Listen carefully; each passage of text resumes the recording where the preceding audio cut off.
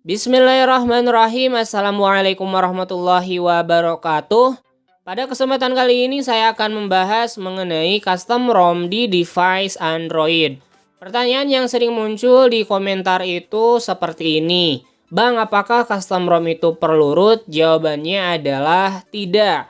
Untuk root itu sifatnya opsional. Mau root ya silahkan, enggak juga enggak apa-apa. Untuk device yang sedang saya gunakan di sini adalah Pocophone F1 di custom ROM Evolution X. Kita bakal lihat ya apakah device saya ini dalam keadaan root atau non-root. Karena root itu opsional ya di custom ROM alias bukan syarat wajibnya. Nah, di sini untuk device-nya itu dalam keadaan non-root di custom ROM Evolution X. Pertanyaan lainnya, Bang, apa sih kelebihan custom ROM jika dibandingkan dengan stok ROM? Nah, yang pertama itu dari segi bloatware. Untuk bloatware di custom ROM minim atau sedikit banget.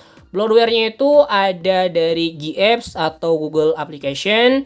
Misalkan di sini ada Google, kemudian jam, kalkulator, kontak, pesan, serta telepon. Jadi bloatware itu adalah aplikasi bawaan yang tidak bisa di-uninstall. Nah, seperti ini ya contohnya teman-teman, hanya ada pilihan buka, nonaktifkan, dan paksa berhenti. Tidak ada fitur uninstall atau hapus.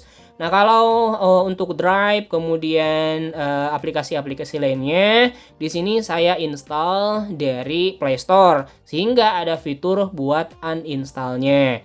Serta untuk bloatware atau aplikasi bawaan dari custom ROM Evolution X-nya, di sini ada Papers, kemudian Radio FM dan juga setelan. Sama ya, ini juga tidak bisa di-uninstall karena bloatware atau bawaan dari custom ROM-nya. Serta yang kedua, di bagian versi Android. Nah, misalkan kalian device-nya itu mentok di Android 10 seperti Poco F1 saya ini. Bisa merasakan Android 11, Android 12, Android 13 dengan custom ROM. Karena Pocophone F1 saya ini ya atau Poco F1 ini mentok di Android 10 ya. Jadi dengan custom ROM bisa merasakan versi Android yang ada di atasnya. Misal di sini di Android 13, Android 12 dan Android 11 juga bisa.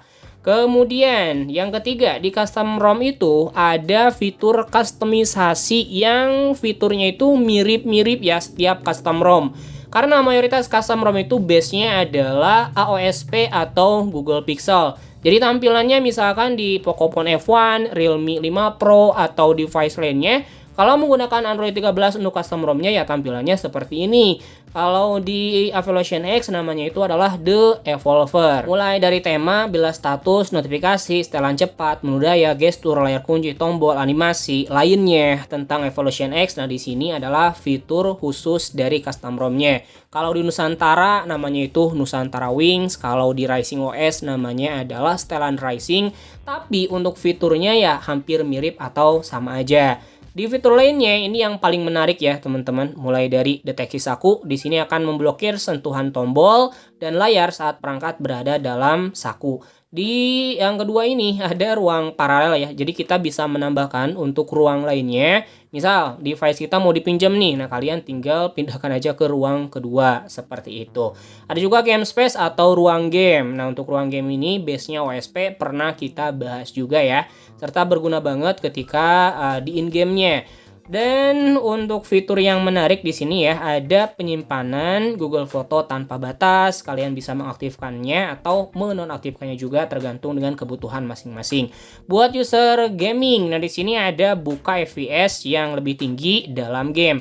Misalkan untuk Mobile Legends itu mentok di tinggi 60 fps, bisa dapat 90 fps ataupun 120 fps dengan fitur buka FPS yang lebih tinggi dalam game ini. Pernah kita coba ya dan work 100%. Ada juga fitur buat Netflix-nya. Nah, di sini juga ya ada fitur menampilkan info CPU secara real time juga dari mulai CPU 0 sampai dengan CPU 7. Ada governornya juga serta ada clock speed dari CPU-nya. Oke, mungkin seperti itu ya teman-teman untuk custom ROM. Di bagian tampilannya ya sama aja, setelannya base AOSP atau base Google Pixel.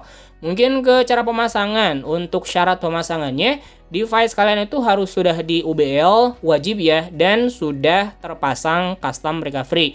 Bebas, mau custom recovery apapun, misal TWRP, OrangePOC, Pitch Black Recovery, Skyhawk Recovery Project, dan custom recovery lainnya.